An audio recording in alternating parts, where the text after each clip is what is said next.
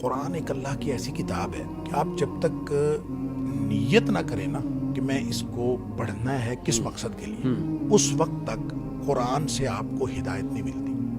نیت ہدایت ضروری ہے۔ اچھا، مثلاً آپ قرآن سے یہ کہیں کہ میں قرآن سے علم لینا چاہتا ہوں، ہو سکتا ہے قرآن آپ کو علم دے دے، ہدایت نہ دے۔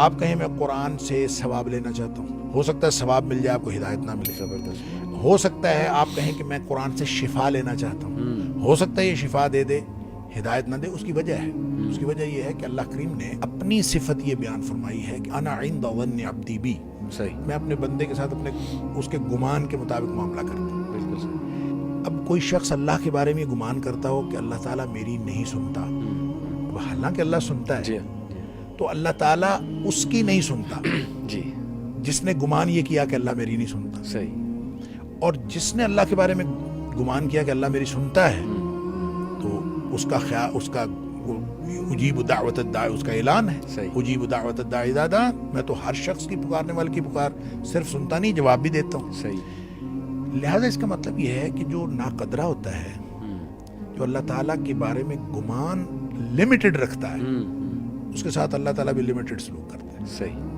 اور جو علی کل شیء قدیر سمجھ کے اللہ تعالیٰ کے ساتھ گمان کرتا ہے، تو اللہ تعالیٰ علی کل شیء صحیح۔